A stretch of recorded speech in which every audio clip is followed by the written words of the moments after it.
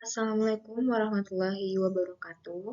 Shalom, Om Swastiastu, Namo Buddhaya, Salam Kebajikan. Yang terhormat kepada Bapak Octavia Primayasa, SE MM CHRP, selaku dosen mata kuliah Metodologi Penelitian. Di sini saya Artika Shena Putri dengan nomor NIM 111231280. Dengan ini saya ingin mempresentasikan hasil dari seminar proposal skripsi saya yang berjudul Pengaruh Work-Life Balance, Work Overload, dan Kompensasi Tidak Langsung Terhadap Kepuasan Kerja Karyawan Generasi Z di Desa Sinargali, Kecamatan Jonggol, Kabupaten Bogor. Di sini ada latar belakang, generasi Z saat ini menjadi kelompok yang mendominasi angkatan kerja sehingga perusahaan perlu memahami faktor-faktor yang mempengaruhi kepuasan kerja mereka. Salah satunya faktor yang berpengaruh adalah work-life balance, karena keseimbangan antara pekerjaan dan kehidupan pribadi dapat meningkatkan kenyamanan bekerja. Selain itu, work overload yang ditandai dengan tingginya beban kerja dapat menyebabkan stres dan menurunkan kepuasan kerja. Serta faktor lainnya adalah kompensasi tidak langsung seperti BPJS, tunjangan, dan fasilitas kerja yang berperan dalam meningkatkan kesejahteraan karyawan berdasarkan prasurvei yang saya lakukan. Work overload menjadi masalah yang paling dominan, disusul dengan kompensasi yang belum sesuai dan work-life balance yang kurang baik. Oleh karena itu, penelitian ini dilakukan untuk menganalisis pengaruh ketiga variabel tersebut terhadap kepuasan kerja karyawan generasi Z di Desa Sinargali, Kecamatan Jonggol, Kabupaten Bogor. Berikut adalah hasil prasurvei yang telah saya lakukan, yang dimana terdapat work-life balance itu 22%, work overload 31%, kompensasi tidak langsung 26%, kepuasan kerja 21%. Yang dimana work-life balance, work overload, dan kompensasi menjadi faktor penting yang diduga mempengaruhi kepuasan kerja karyawan generasi Z di Desa Sinargali. Berikut ada data empirisnya. Yang pertama ada pekerja dengan jam kerja kurang lebih dari 49 jam per minggu dari data BPS tahun 2025. Dari datanya 25,47% penduduk yang pernah berhenti bekerja terdapat pada data di BPS 2024. Hasil dari responden mengalami work overload, responden merasa kompensasi belum sesuai. Responden memiliki work-life balance kurang baik, responden belum puas terhadap pekerjaannya. Penelitian menjelaskan penyebab turnover, intention menurunkan semangat kerja, stres kerja sehingga dapat menimbulkan kualitas kinerja yang menurun. Yang kedelapan ada kasus BPJS dan hak pekerja di Jonggol dan Cilengsi pada PT Sunindo Adi Persada bahwa iuran BPJS pekerja tidak disetorkan. Lalu terdapat 3 perusahaan di sekitar daerah Jonggol dan Cilengsi yang dekat dengan kawasan industri bahwa tidak disediakan BPJS Kesehatan, BPJS Ketenagakerjaan, lembur tidak dibayar, fasilitas kerja dinilai buruk, pekerjaan di luar job desk. Yang ke-10, terdapat keluhan karyawan mengenai THR yang belum jelas, gaji yang hanya dibayar sekitar 65% beberapa bulan, sehingga karyawan merasa kurang dihargai. Banyak pekerja yang mengalami sistem kerja shift, target produksi, lembur, jam kerja panjang. Yang ke-12, namun mereka mengaku belum menerima kartu BPJS sehingga mengeluhkan pemenuhan hak tersebut. Yang terakhir, pekerja mengaku tidak mendapatkan kapasitas mengenai hak-hak ketenagakerjaan, perselisihan sampai dimidasi dengan bantuan organisasi masyarakat. Selanjutnya ada rumusan masalah. Yang pertama, apakah work-life balance berpengaruh terhadap kepuasan kerja pada karyawan generasi Z di Desa Sinargali, Kecamatan Jonggol, Kabupaten Bogor? Apakah work overload berpengaruh terhadap kepuasan kerja pada karyawan generasi Z di Desa Sinargali, Kecamatan Jonggol, Kabupaten Bogor? Apakah kompensasi tidak langsung berpengaruh terhadap kepuasan kerja pada karyawan generasi Z di Desa Sinargali, Kecamatan Jonggol, Kabupaten Bogor?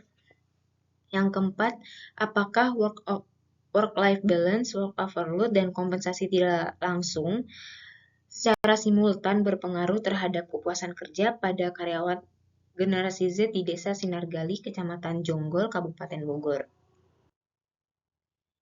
Selanjutnya ada tujuan penelitian yang dimana yang pertama untuk mengetahui pengaruh work-life balance terhadap kepuasan kerja pada karyawan generasi Z di Desa Sinargali, Kecamatan Jonggol, Kabupaten Bogor.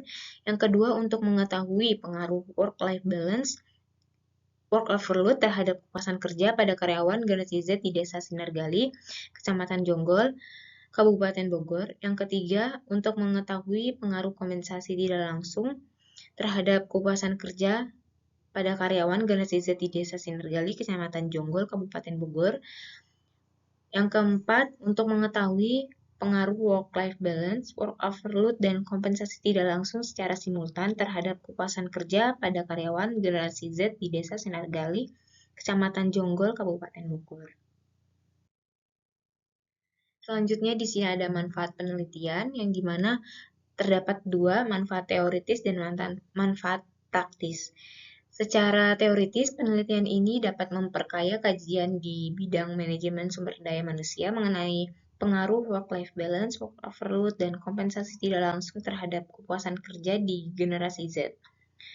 Manfaat praktisnya, secara praktis hasil penelitian ini diharapkan menjadi masukan bagi perusahaan dalam meningkatkan kesejahteraan dan kepuasan kerja karyawan melalui pengelolaan beban kerja, keseimbangan kehidupan kerja, dan pemberian kompensasi tidak langsung yang tepat.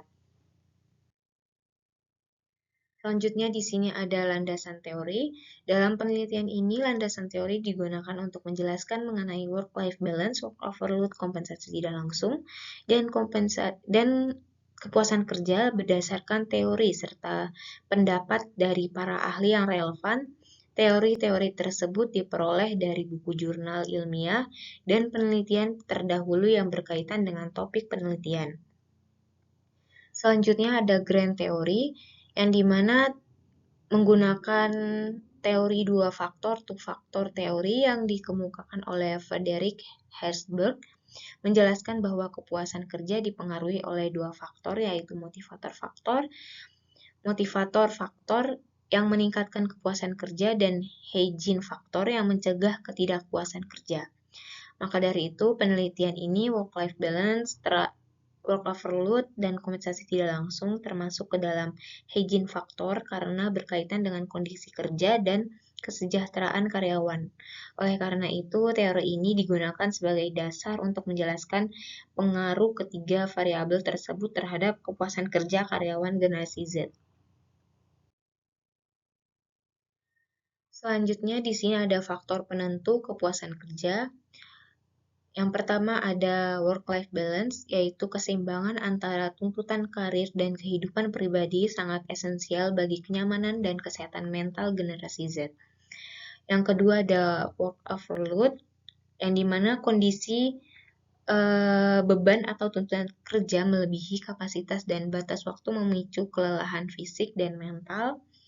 Selanjutnya ada kompensasi tidak langsung, balas jasa yang diberikan perusahaan kepada karyawan dalam bentuk manfaat, benefit, atau fasilitas, bukan berupa gaji pokok, upah, atau bonus yang diterima secara langsung dalam bentuk uang. Selanjutnya di sini ada definisi variabel, yang dimana ada variabel Y, kepuasan kerja, merupakan sikap emosional positif karyawan terhadap pekerjaan mereka yang muncul dari evaluasi atas situasi kerja, apresiasi, dan pemenuhan harapan. Jadi semakin terpenuhnya kebutuhan, semakin tinggi motivasi dan kontribusi mereka, menurut Harris et al. 2023. Selanjutnya ada work-life balance, variabel X1, kondisi di mana individu mampu mengatur tanggung jawab pekerjaan dan urusan pribadi secara optimal tanpa mendominasi satu sisi. Keseimbangan ini krusial dalam mengurangi stres kerja stres, serta menjaga fokus dan semangat kerja, menurut Brock et al. 2022. Selanjutnya di sini ada work overload, yang dimana suatu kondisi psikologis ketika tuntutan pekerjaan melebihi sumber daya atau kapasitas individu, baik dari waktu, tenaga, maupun mental. Hal ini berdampak langsung pada tingkat kelelahan, burnout, dan kualitas hasil kerja, menurut Rothenstein et al. 2023. Selanjutnya di sini ada kompensasi tidak langsung.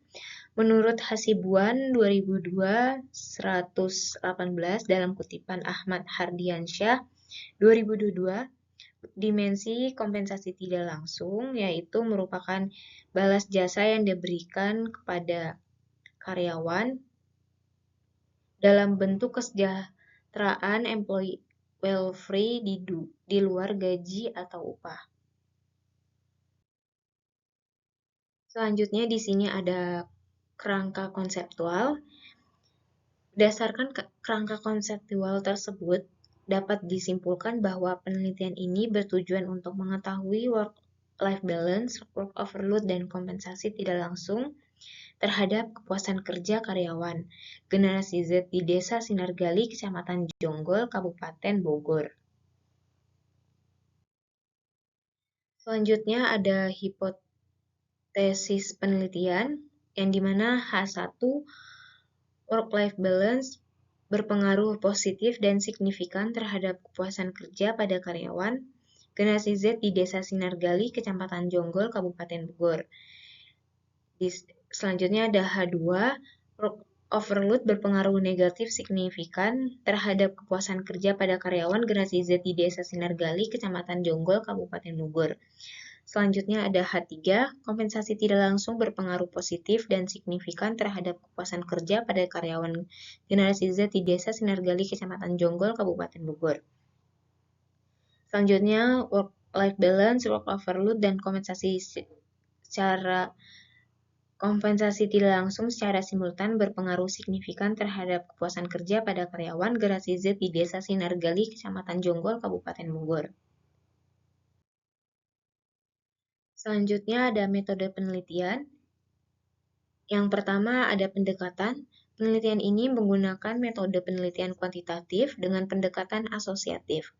Menurut Forrestal et al. 2024, penelitian kuantitatif merupakan metode penelitian yang digunakan untuk meneliti populasi atau sampel tertentu dengan tujuan menguji hipotesis yang telah ditetapkan melalui pengumpulan data berbentuk angka dan dianalisis menggunakan statistik. Selanjutnya ada lokasi. Penelitian ini yang saya lakukan pada karyawan generasi Z yang bekerja di Desa Sinargali, Kecamatan Jonggol, Kabupaten Bogor. Pemilihan lokasi penelitian didasarkan pada perkembangan aktivitas ekonomi di wilayah tersebut serta keberadaan tenaga kerja muda yang cukup banyak sehingga relevan untuk menganalisis faktor-faktor yang mempengaruhi kepuasan kerja generasi Z. Selanjutnya ada teknik sampling. Teknik sampling yang digunakan dalam penelitian ini adalah non-probability sampling dengan metode purposive sampling. Menurut Sugiono tahun 2019, purposive sampling merupakan teknik pengambilan sampel dengan pertimbangan tertentu sesuai tujuan penelitian. Selanjutnya di sini ada populasi dan sampel. Dari data yang didistribusi umur Gen Z terdapat 15-19 tahun 282 orang, 20-24 tahun terdapat 344 orang, 25-29 tahun terdapat 399 orang. Dari data Desa Sinargali, lokasi penelitian, luas wilayah ada sebesar 583,33 hektar, jumlah penduduk terdapat 4,557 jiwa, jumlah kepala keluarga terdapat 1,619 kartu kepala keluarga. Selanjutnya ada kelompok umur yang termasuk Gen Z, 15 sampai 19 terdapat 282 orang, 20 sampai 24 terdapat 344 orang, 25 sampai 29 terdapat 399 orang. Perhitung total generasi Z yaitu 282 ditambah 344 ditambah 399 sama dengan 1.025.000 orang. Total generasi Z yaitu 1.025 jiwa. Dengan menggunakan rumus Slovin, 5% yaitu 1.025.000, sehingga rumus Slovinnya sampelnya terdapat 287,6 yang dibulatkan menjadi 288 generasi Z di Desa Sinargali, Kecamatan Cilengsi, Kabupaten Bogor. Selanjutnya di sini ada teknik analisis data menggunakan uji instrumen yaitu uji validitas dan reliabilitas menggunakan Cronbach alpha 0,60. Selanjutnya ada asumsi klasik, terdiri dari uji normalitas, uji multikolinearitas, dan uji heteroskedasitas agar model regresi valid. Selanjutnya ada regresi linear berganda, mengestimasi pengaruh gabungan dengan rumus Y sama dengan A tambah B1 X1 ditambah B2 X2 ditambah B3 X3. Yang keempat ada uji hipotesis meliputi uji parsial atau uji T dan uji simultan menggunakan uji F pada signifikan 0,05 serta analisis koefisien determinasi R2. Dengan ini, teknik analisis data menggunakan software pengelola data IBM SPSS Statistik. Sekian dari hasil presentasi dari penelitian seminar proposal saya. Kurang lebihnya mohon maaf. Wassalamualaikum warahmatullahi wabarakatuh.